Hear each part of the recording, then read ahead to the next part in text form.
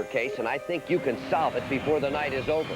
The crime took place just outside the nation's capital, in the suburb of Alexandria, Virginia. Police say inside this quiet office building, this woman, Mary Jean Wilcox, was viciously stabbed to death. Now police have a suspect, an evening billing clerk, Roy Green. Green was a co-worker of Mary Jean's, and police say he broke down during questioning, but then he took off. Well, Mr. Green, you might as well give it up, because the manhunt starts right now. It's Saturday, April 17th, 1999. To date, your tips have led to the capture of 563 fugitives. Tonight on America's Most Wanted, America Fights Back. A breakthrough in the case that stunned the nation, the triple murder near Yosemite. It was supposed to be just solely a carjacking. It was a nice car. Was a group of crazed drug addicts behind the crime? The murders weren't supposed to happen, but when you're on methamphetamines, you think everybody's after you. Tonight, in an exclusive report, one tipster says he knows what happened during those final fateful hours. When the news bulletin came on, he had mentioned that they had to die. Also tonight, the dramatic conclusion to a manhunt we've been following for 7 years. We were the first to show you the drug smuggler's secret tunnel from Mexico to America. It's 250 feet to the other end in Mexico. We found the tunnel, but the mastermind got away. Tonight, get the lowdown on the high seas showdown. And your identification out of the glove compartment. A simple arrest becomes a life or death roller coaster ride. Which was total bedlam. He was definitely out of his mind. I never saw anybody drive like that. The cops thought they had him cornered. Calling the radio. We got him here. I saw the reverse lights come on. I was sick. Tonight, the surprise ending puts you back on the case. Because tonight, America's Most Wanted is where America fights back. Now, from our crime center in Washington, D.C., John Walsh. Good evening. It's been 2 years since the infamous rampage of Andrew Cunanan, the vicious serial killer. Well, tonight, we could be facing the same terror in the person of another hustler, a man who started a rampage of his own. Our John Turchin has the story. When famed fashion designer Gianni Versace was gunned down in front of his Miami Beach villa, it was the end of Cunanan's crime spree. 4 other men had also fallen at the hands of the notorious serial killer. Now, authorities in Birmingham, Alabama are wondering, could it be happening again? The new predator? 29-year-old Percy Froman. Cops say Froman has a penchant for older men with cash to spare. He has been described as being a gay hustler, a moocher.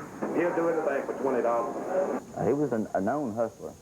Just going picking up guys for money. Chris Berry is a bartender at Misconceptions in Birmingham. He's all too familiar with Froman because Froman robbed the bar 2 years ago. He had his hand down below the edge of the bar here and said he had a gun in his pocket. If you remain looking the way you look now, give me the money.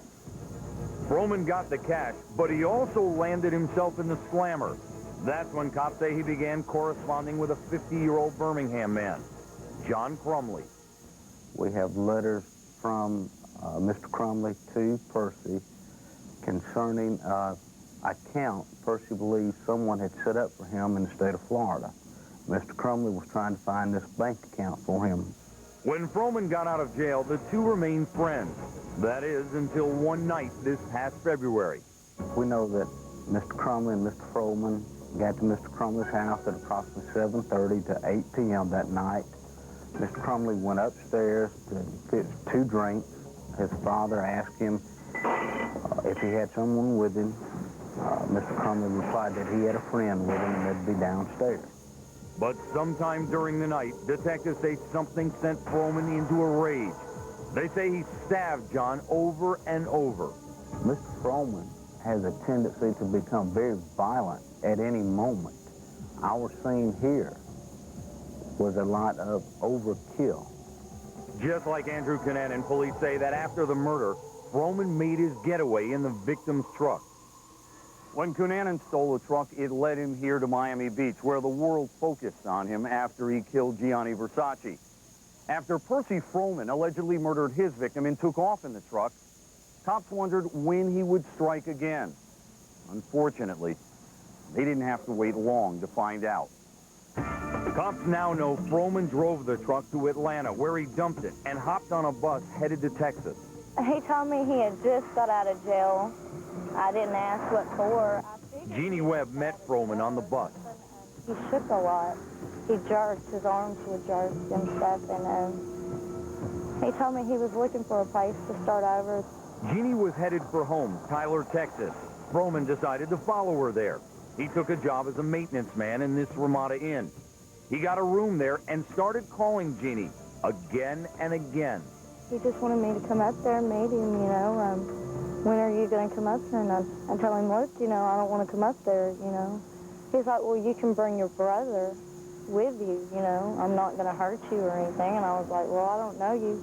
He said, well, we could go to the bar. And I said, I'm 18. I can't go to the bar. Jeannie refused to visit him, and her refusals made Froman angrier and angrier. On March 9th, whether motivated by fury or the need for cash, Froman once again exploded. Police say he beat up the motel's night clerk to get to the cash register. I started screaming, and I started screaming as loud as I could, and he said, shut up, shut up. So he came over to cover my mouth. And I tried to fight back, but there was not very much I could do. So. She says Froman grabbed the nearest weapon, a sugar shaker. There was thick glass on the bottom and on the sides also. She fell to the floor. He then began to beat her and kick her in the face and head area. I don't know what made him do this to me. I really don't know. I don't know if it was, I'm sure it was more than just the money to beat me up so bad. He could have just asked for the money and I would have given it to him. Cops believe Froman is using the money to feed a nasty crack habit. They say he might be hiding out in the gay community. Froman has crooked and chipped front teeth and may have dyed his hair blonde. Froman sometimes uses the last name Freeman as an alias. But with your help, he won't be a free man tonight. If you know where he is, call 1-800-CRIME-TV. Now, let's go to one of your latest captures, the international fugitive known as Rafael Camarena. Camarena is allegedly responsible for one of the most ambitious and outrageous drug smuggling operations we've ever seen. He actually built a huge underground tunnel from Mexico to the U.S. Well, tonight, thanks to you, he's not underground anymore. It was 1990 when our hunt for drug smuggler Rafael Camarena first began. Although Camarena had passed himself off as a businessman, opening a warehouse in the border town of Douglas, Arizona, it was all just a front. He was actually running truckloads of cocaine. Okay, we got a truck pulling out. And on May 10th, 1990, after months of round-the-clock surveillance on Camarena, agents made their move. Yeah, they're making a switch. When Camarena split off from the truck, agents decided to follow the flatbed. It led them to a house in Phoenix. Then, under the cover of darkness, they struck. Lima, 480. Light it up now.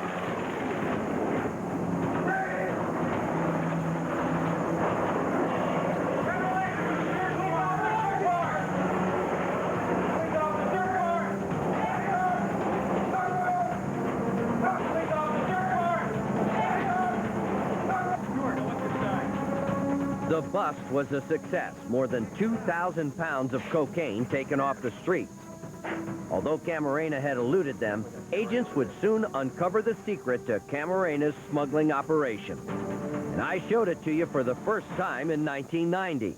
This is Rafael Camarena's warehouse in Douglas, the heart of the operation.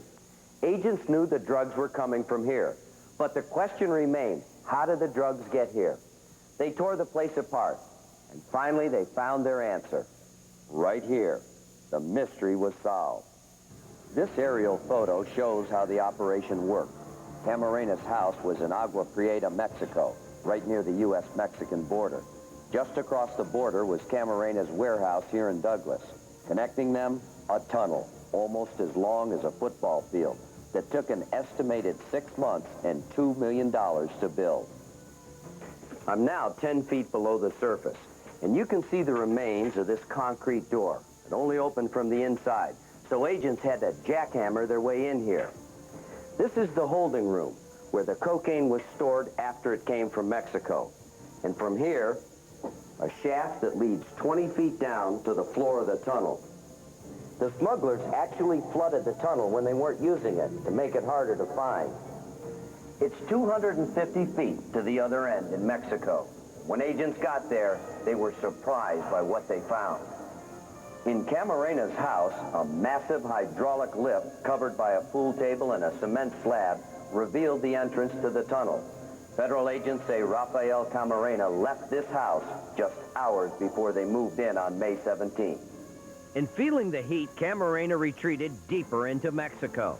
We believe he spent some time in Cancun and Puerto Vallarta and Mexico City. He's a lawyer, and he may have practiced law under the name of Zamora. But breaking the law was more lucrative than defending it. By 1995, Camarena was running drugs again.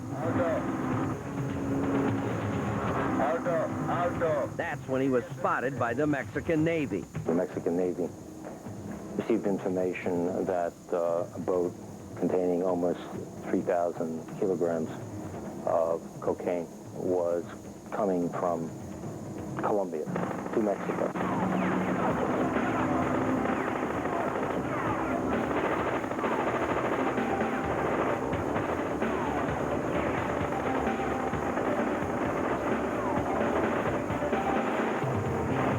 The boat initially wouldn't stop. They fired some shots. They ultimately did board the boat. In the group of people that were on the boat was this Zamora Messias. No indication that he was Camarena. Camarena was booked as Mariano Villegas Zamora. But his real identity wouldn't remain a secret for long. America's Most Wanted puts out information concerning our search for Camarena. Subsequent investigation reveals that this individual is in jail and that it is the Zamora individual is in fact Camarena. Once Camarena knew he'd been exposed, he tried to escape. He was caught and transferred here to this maximum security prison outside Guadalajara, Mexico. The U.S. is trying to extradite Camarena to face drug charges here and possibly another charge as well. It seems 15 men who built Camarena's tunnel have been murdered. So far, nobody's been arrested, but agents suspect Camarena could have played a part in these murders. Coming up next, Hi, I'm Julie Will. a beautiful model predicts her own death. She said, if anything ever happens to me, she says, don't let it go. Pursue it. Now, her family asks you to find the killer of Julie Wills. And later, the triple murders near Yosemite. The victims' children say goodbye. To have the two most important people in my life taken away from me will be the hardest thing that I will ever have to overcome. And one tipster sheds new light on the case. It was supposed to be just solely a carjacking. The murders weren't supposed to happen. This Thursday in Oklahoma, DNA tests cleared 2 innocent men who have been in prison on murder charges for 12 years. Now authorities say the real killer may be Glendale Gore, a witness at the trial. The day before the DNA tests were made public, Gore escaped from a prison in Lexington, Oklahoma, where he was serving time for another crime. If you know where Glenn Gore is, call us tonight. This week marks the 3-year anniversary of a strange murder case in Florida. The victim, a beautiful young model named Julie Wills. The killer? Well, that's for you to decide. Arlena Nozizwe gives you the clues.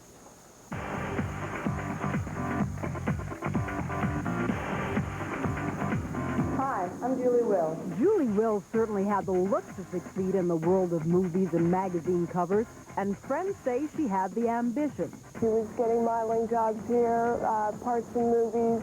She was very excited about it. To follow her dream, Julie moved from her hometown of Austin, Texas to Boca Raton, Florida. Her parents kept track of their beautiful daughter's progress. What'd you think? Thought it was great. Just wish she would have been on camera longer. Yeah. Some of these were bit parts now. So you'd have to stop the videotape and, oh, there's Julie. But the slow going and setbacks didn't keep her back, says Lee, herself a former model. She had firm belief that she would be an actress and a big model. Don Rolfe, another Florida friend, saw that same determination. She wasn't afraid of a challenge, or she wasn't afraid to do anything. I mean, that's what drove her, like maybe in her modeling. So Rolfe wasn't very worried when the normally fearless Julie expressed concern. She said, if anything ever happens to me, she says, don't let it go, pursue it. What did you think that meant? I really can't explain it, but I wish now that I had pursued the conversation more, but I didn't. A week later, that conversation would prove to be prophetic. No one could reach Julie the weekend of April 13th, 1996. By Sunday, her boyfriend, Steve Flacco, went to her house. He was able to look in and, with a flashlight, identify what he believed was a body. He immediately kicked in the sliding glass door and entered the duplex. And found Julie dead. You can overhear Flacco on this 911 call a neighbor made to police. He's got the door open? He's got the door open. The front door's open. Oh, my God. What is it? What do you think? He said he thinks she's dead. I'm not gonna... Yeah, somebody's on the way, right? Is she breathing, sir? Can he check? Do we know? I don't know. Police say that Julie was stabbed several times in the rear of the living room, but somehow she managed to make her way to the kitchen, where she collapsed just inches away from the telephone. I just couldn't talk to anybody. I just couldn't get it out of my mouth. As soon as I mentioned her name and what happened, I start to break up. To this day, police still have no named suspect.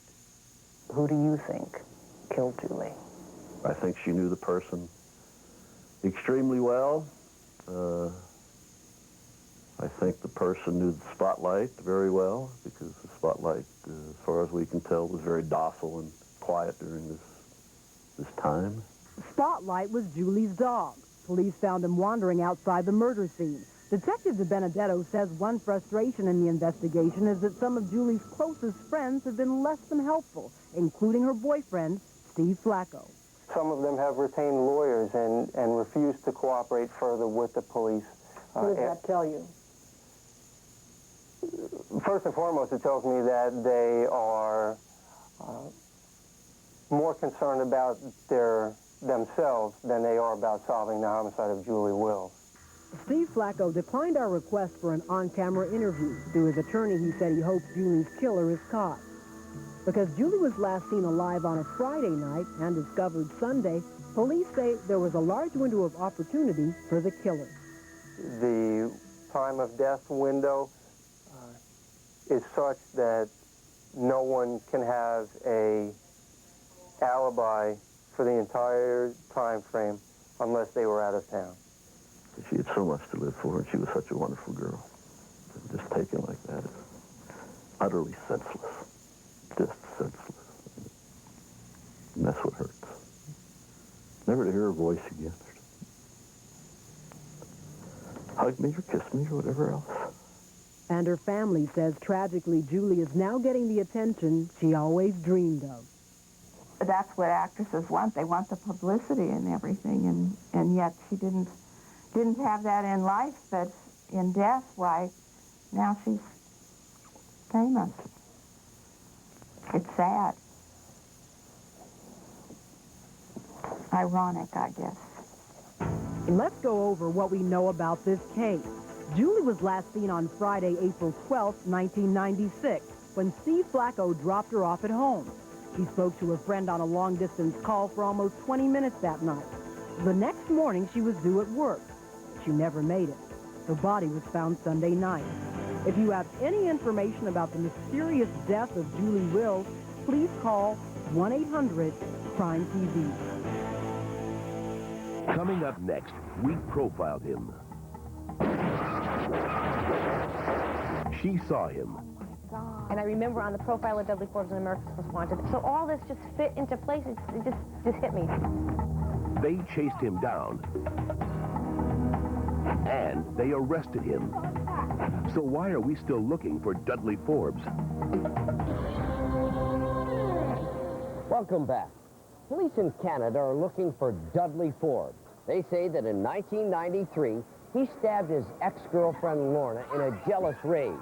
Well, the last time we aired this story, we had no idea the search for Forbes would turn into such a wild ride. Police say for months, Forbes terrorized Lorna. She would move, he would find her. She would change her phone number, he would trace it. Forbes eventually found Lorna at a Toronto nightclub, and on September 17, 1994, police say Forbes opened fire.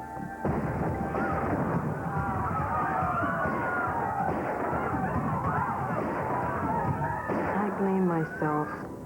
I mean, there were 2 people died, 7 people were injured, and I don't know when he's going to strike again, and I don't want anyone else to get hurt. We gave viewers the best clues we had on Forbes. A Canadian citizen, he was a smooth talker with a distinctive Jamaican accent. He also had a receding hairline and a scar on his ankle. When we last aired the segment, longtime viewer M.J. Wilson was at home in Providence, Rhode Island, watching the show with her husband. MJ was moved by Lorna's tragic story. He was just so callous, didn't care. I felt sorry for the woman that was his ex-girlfriend and how scared she was because he hadn't gotten caught and he was out on the loose. Just 2 weeks later, on August 1st, MJ was working at her job here at Church Travel when a man going by the name of Vincent Dixon came in. He said he was a Canadian citizen, but he wanted to fly to London without having to stop in Canada on the way. Oh, I'm sure that's possible, yeah. I can help you with that. Why don't you come over and have a seat? Dixon spoke with a Jamaican accent and was very polite. MJ felt there was something strange about him. Something just didn't sit right. Because when he was sitting at my desk, he was very edgy, which I thought was very weird. He asked me if I was married. He looked at the pictures of my children. He asked me if I was happy. I just found these very weird questions from a stranger that I didn't even know.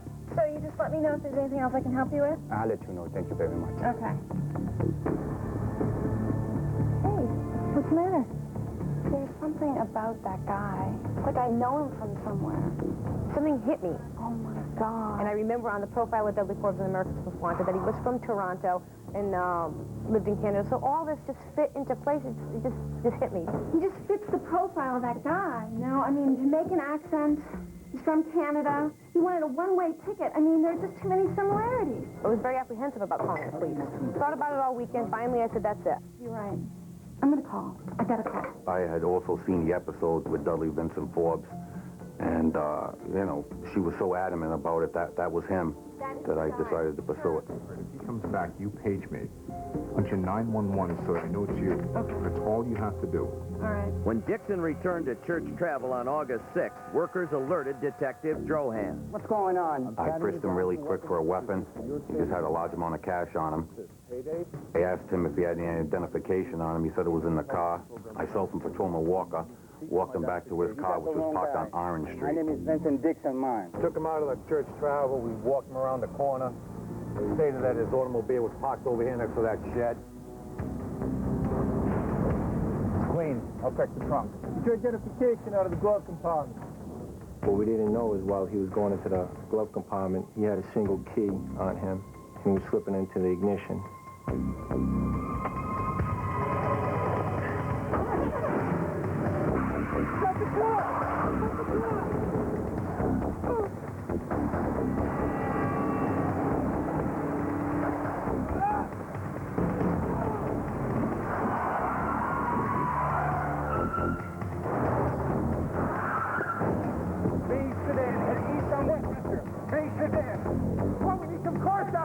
Just total bedlam. It was 12:30 in the afternoon. There was thousands and thousands of people walking downtown. I never saw anybody drive like that. He was definitely out of his mind.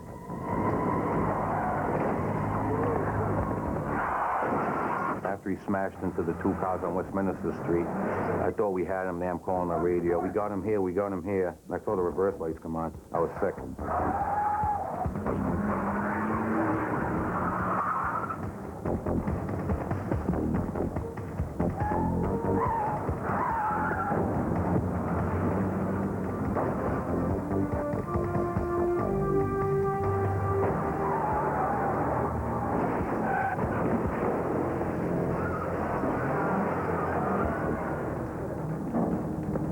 couldn't believe that he would leave this kind of carnage behind and not stop to help. And so I got angry, and I figured other people were going to help the injured, and so I started chasing him. Stop! Stop! Come back here! Hey! Hey! Hey! Stop! Stop! Stop!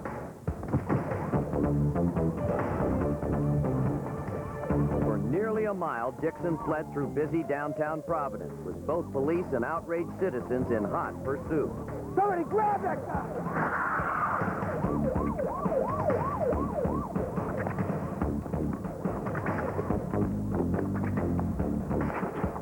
Hey, stop right there!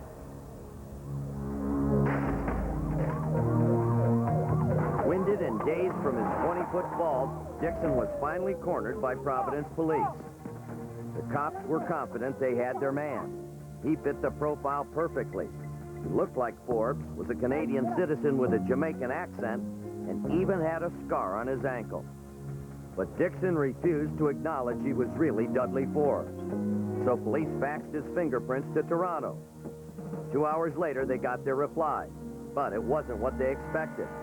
The man they had apprehended was not Dudley Forbes. Police had the wrong man. And the man they arrested wasn't even really named Vincent Dixon.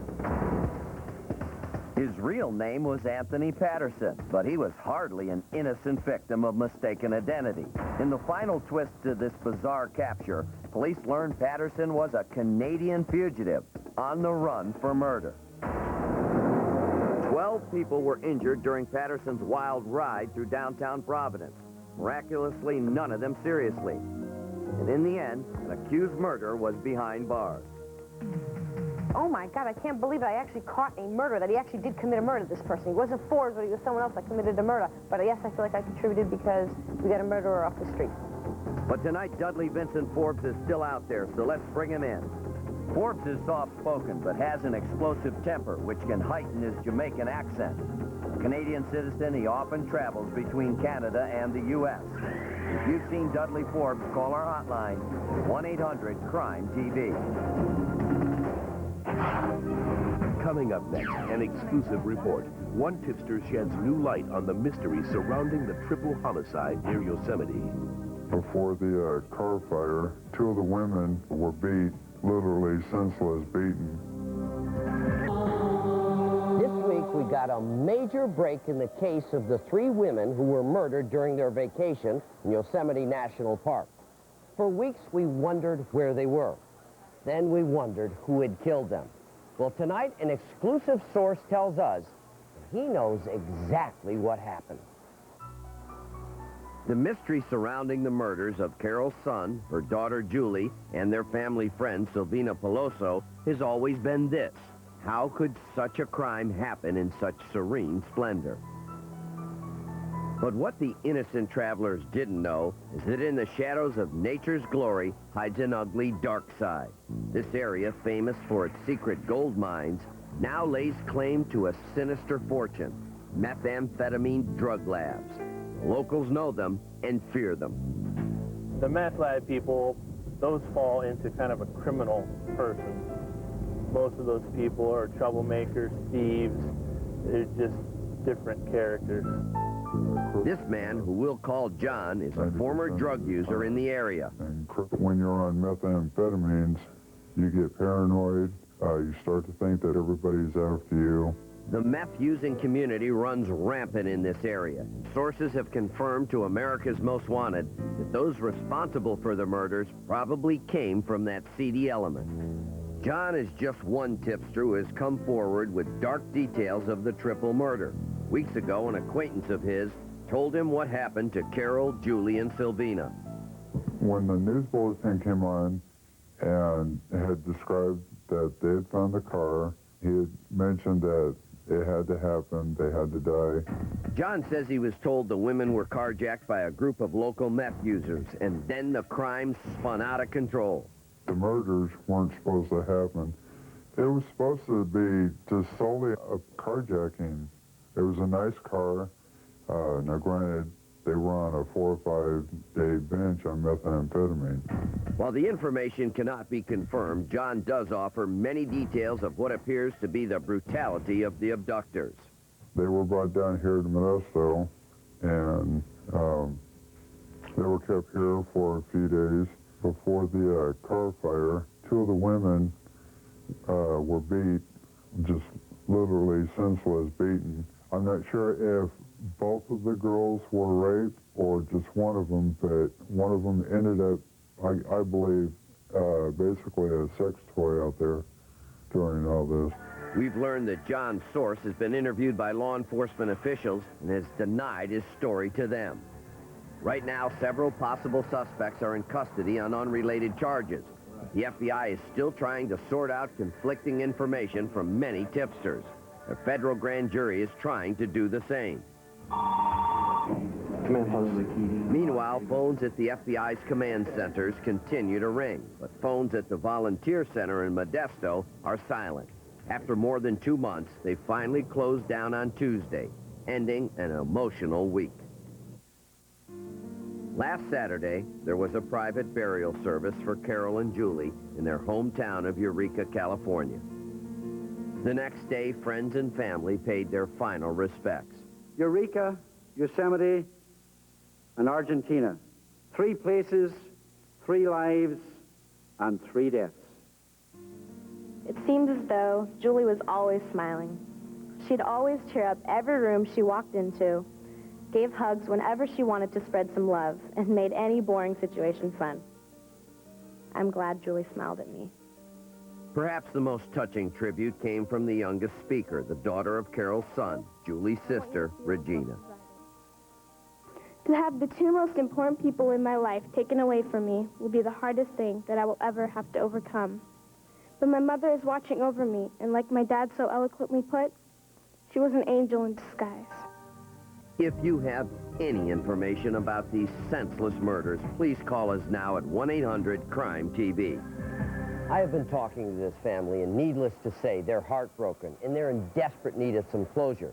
Now, in spite of what you just heard from that tipster, I want to make it very clear, this case has not been solved. We need your help. If you have any information, please have the courage to call 1-800-CRIME-TV, and remember, you can remain anonymous. Now, we have a terrifying and unusual missing child case. Police say someone has stolen a baby girl and killed her mother. So please pay very close attention to this missing child alert. Houston police need your help tonight to find 2-month-old Francia Rodriguez. On April 8th, Francia's mother, Esperanza, was brutally stabbed to death and her apartment set on fire in an attempt to cover up the crime. After firefighters put out the blaze, investigators realized baby Francia was gone. Police released this composite of a woman they would like to question about the crime. She goes by the name Lupe. If you know anything about this case, call us right now. Keep in mind, we can also take calls in Spanish. Up next, a molester preys on the most innocent victims of all, his own children. He never hugged me, to love me. He always wanted to have sex with me. You hunted him down, but someone helped him get away, his own mother. Inspector Mark, you're doing something. Now we've got to find a way to put him in his own prison cell. Looking for Augustine Salazar. They say he beat his 4-month-old son within an inch of his life. We need to get this creep tonight. Access to the internet is all pedophiles need to prey on your child, and that's just what they're doing. So we're fighting back. We've teamed up with the National Center for Missing and Exploited Children and federal law enforcement agencies to arm you with the latest weapon in the war against child predators on the web, the Cyber Tip Line. The Cyber Tip Line is the 911 for the internet. It's a 24-hour resource for parents and children to report concerns about child sexual exploitation or child pornography online. You should always keep it available and don't be afraid to use it. Teach your children how to protect themselves and report suspicious encounters on the internet. Log on to www.missingkids.com. She's a woman a lot of people wished would just disappear. Disappear she did. But now it's looking a lot more like foul play was involved. And for that part of our story, we go to our Kate Sullivan. John, Madeline Murray O'Hare became a celebrity for not believing in God. Now, God only knows what happened to her and her family. But new information is beginning to surface. That story starts off tonight's Update Roundup. Go to hell. You're dealing with me today. Don't with me. She called herself the most hated woman in America. Madeline Murray O'Hare was the leader of the American Atheist movement, and she headed up the battle to take prayer out of public schools. O'Hare worked alongside her son John and granddaughter Robin. Not only were they very despised, they were very wealthy. So when they disappeared in 1995, along with $500,000 in gold coins, even the police in Austin, Texas figured they just skipped town. Cops also wanted to talk to this man about the case, Danny Fry, but Fry had vanished as well. When we aired the case last summer, we were looking for 4 missing persons. But this January, a tenacious reporter helped lead cops in the right direction. The Express News figured out that a headless, handless corpse that had been dumped up in Dallas in October of '95 could be Fry, and after persuading the Dallas Sheriff's Office to run DNA tests, ultimately the DNA test said it was Mr. Fry. Then, just last month, the FBI picked up 2 men on gun charges and questioned them about the case. Gary Carr. The FBI says Carr admitted involvement in 4 Texas homicides, including one in which the victim was decapitated. And David Waters, an ex-con who used to work with the O'Hares. Before the arrest, Waters had talked to us about the case. I am in no way connected with her disappearance, demise, relocation to Sunny Clime, or anything else that had to do with them. Right now, Waters is still sticking to that story. And on Easter weekend, the FBI and IRS conducted an intensive search of a 5,000-acre ranch. They thought they might find the bodies of the O'Hares, but nothing turned up. So it's still up to us. If you have any information on the disappearance of Madeline Murray O'Hare, John Murray, or Robin Murray, give us a call tonight. Back in 1990, we showed you the case of Lance Bedgood. Houston police say Bedgood killed a Sunday school teacher, first shooting her, then running her over with her own car. The word we got was that Bedgood had been killed in a fight with gang members, and for a long time, there was no evidence to dispute the rumor. But then, Bedgood was finally spotted by an acquaintance in Silsbee, Texas. So police created this sketch of what Bedgood might look like today, 12 years after the crime. He has the word love tattooed on his knuckles, and Indians attacking a stagecoach tattooed on his back. He's probably still alive and well tonight, so if you've seen him, give us a call. Last week, we brought you another age progression in the case of Brad Bishop. Bishop is charged with murdering his entire family in 1976. Investigators believe he's been on an international flight from justice ever since. Saturday night, a police agency in Georgia thought they had Bishop in custody. Turned out to be the wrong guy. And a woman in Canada says she may have been married to Bishop 10 years ago. Cops are still checking on that one. In the meantime, you can get the latest information on the case in this month's edition of America's Most Wanted magazine. Bishop is one of the record holders for the most time on the run. It's time to break his streak tonight. As you just saw, the most recent sightings of Bishop have been in Europe, but he's had plenty of time to sneak back into the U.S., so please be on the lookout. John? Thanks, Kate. Now, you're about to meet 2 of the bravest young women we've ever seen. Girls who were born into a horrifying home life, but they had the strength to survive and the courage to share their story with you. My dad, when he's in a bad mood, he's quiet, and when he's in a good mood, he's quiet, so you can't tell unless he speaks to you, you know. I don't like failures. None of my kids are gonna fail. You aren't welcome in my house unless you come home with straight A's. My dad used to hit us with you understand? clothes hangers, Understand? switches, a leather belt, his hand. I couldn't do nothing to stop him or nothing. He was a lot bigger than me, and I was totally scared of him. At night, you just knew. It wasn't like, you know, you'd go to bed and wake up and everything would be okay. not unless he was gone. Bessie, come with me. He always told us that Mom knew about what he was doing, and there was no sense of telling her. When my dad was raping me, he used to say, "Don't forget that I love you and that I'm only doing this for you." He never hugged me, to love me. He always wanted to have sex with me. In desperation, Bessie finally told a teacher her awful secret. The teacher then notified the police. Mr. Bennett, I'm going to need you to bring the girls down to the station. Why don't you mind your own business? We take damn good care of our children. 2 o'clock this afternoon, all right? Bessie, grab that suitcase. But before police could press charges, Bennett got his wife and children out of town. Move your butt. For 18 months, the Bennetts crisscrossed the highways of America, from Florida to Michigan. The children were often denied even the bare essentials of food and water. Finally, the family ended up in upstate New York.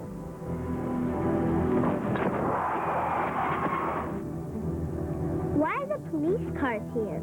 It was there that the police finally caught up to Bennett, when a concerned neighbor reported that the children were being neglected.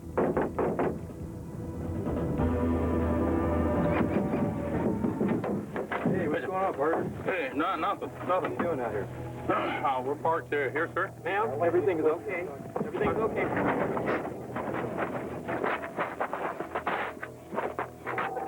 Just say a word. I'll find you, and I'll get you. Ellie, I love you. Bennett was released on bail the next morning, and the children were put into foster care. But outrageously, it took more than 2 years to process the case against Bennett. And by then, he had long since disappeared. Right now, if I saw my father, and if I could be close to him so he wouldn't hurt me, I'd spit in his face. I'm so disgusted with him because he treated me like an adult when I was a young child. And I can never forgive him for that. The first time we aired this story, your tips traced Bennett to Arkansas. Unfortunately, police say Bennett's mother was... Cases. Police in Alexandria, Virginia, are looking for murder suspect Roy Green. Percy Froman is wanted for murder in Birmingham, Alabama. James Bennett is wanted for sexually abusing his own daughters. Dudley Forbes is wanted for a double murder in Toronto. Police in Wisconsin say Augustine Salazar nearly beat an infant to death. Detectives in Florida are looking for the killer of model Julie Wills. Police in Texas are looking for information in the disappearance of Madeline O'Hare, her son John, and her granddaughter Robin. Lance Bedgood is wanted for a 1987 murder in Houston. Police in Maryland say William Bradford Bishop killed his entire family 23 years ago. 2-month-old Francia Rodriguez disappeared from Houston, Texas, after her mother was murdered. Police think this woman, named Lupe, may have information on the case. And investigators in Northern California are trying to find out who killed Carol Sund, her daughter Julie, and